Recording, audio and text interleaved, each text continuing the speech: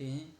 आगे next entry है हमारे पास, जो ट्रांजैक्शन है वो है cash received from Mukesh ₹4800 in full settlement of ₹4900। आपने पिछली एंट्री में पढ़ा था कि मुकेश को 4900 की गुड्स बेच दी, 5000 की थी लेकिन 4900 में बेच दी, उसमें था ट्रेड डिस्काउंट।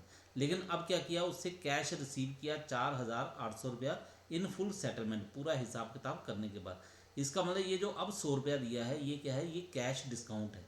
ठीक है, तो कैश डिस्काउंट जो है इसकी आपने एंट्री करनी होती है। ठीक है, तो आपके पास एंट्री बन जाएगी कैश अकाउंट डेबिट। ठीक है, इसको बराबर कर लेते हैं। कैश अकाउंट डेबिट 4800 कैश आ गया 4800 का। डिस्काउंट अकाउंट डेबिट या फिर डिस्काउंट अलाउड अकाउंट डेबिट, तो ये क्या है, ये हमें एक तरह का लॉस हो गया है। ठीक है, 100 का, तो इसको हमने डेबिट कर दिया। टू मुकेश, मुकेश से हमने पैसे लेने थे 4900, तो उसकी एंट्री जो है अमाउंट है वो पूरी पूरी लिख दी है। ठीक है, और ये आपको समझा भी दिया है यहाँ पे समझने के लिए।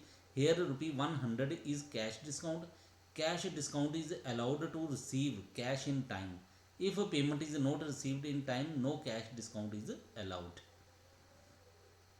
उसके नेक्स्ट है हमारे पास goods given away as free sample worth ₹500, 500 रुपये की गुड्स फ्री में बांटी गई एक सैंपल के तौर पर, तो इसकी एंट्री होगी हमारे पास advertisement account debit ₹500 to purchases account 500।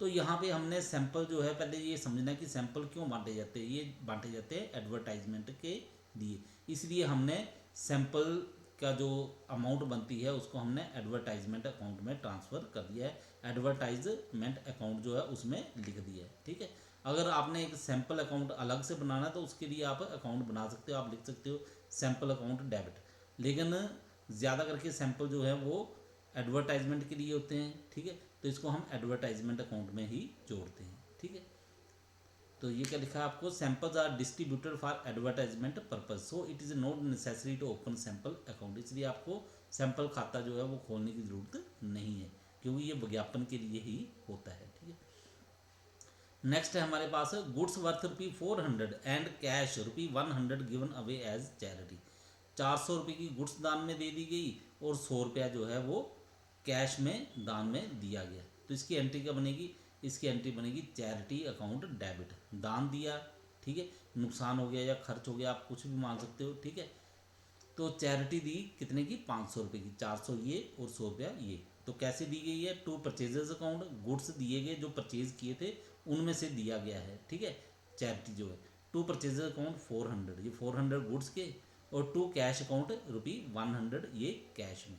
ठीक है, इसके नेक्स्ट है हमारे पास ट्रांजैक्शन इंश्योरेंस प्रीमियम पेड ₹500। ठीक है, बीमे का प्रीमियम दिया गया 500 का, इसकी एंट्री आएगी insurance premium account debit 500 to cash account 500। और ये याद रखो, जब लिखा हुआ है इंश्योरेंस प्रीमियम तो इसका मतलब ये फैक्ट्री का, कंपनी का जो बिजनेस है उसी का प्रीमियम दिया गया है। ठीक है, अब इसके नेक्स्ट है हमारे पास LIC प्रीमियम पेड ₹1000, LIC की प्रीमियम जो है वो दिया गया 1000 का। तो LIC का प्रीमियम क्या होता है, ये जीवन के लिए दिया जाता है, इसका मतलब ये मालिक का अपना होगा। ठीक है, या उसके अपने भाई का या बेटे का, पुत्र का, अपने ही परिवार के किसी सदस्य का होगा। ठीक है, तो इसके लिए हम एंट्री करेंगे ड्राइंग्स अकाउंट डेबिट, क्योंकि ये पर्सनल अपने यूज के लिए पैसा निकाला गया, जो प्रीमियम दिया गया अपने पर्सनल के लिए दिया गया है, बिजनेस में से पैसे निकाल के, तो इसकी एंट्री बनेगी drawings account debit 1000 to cash account 1000।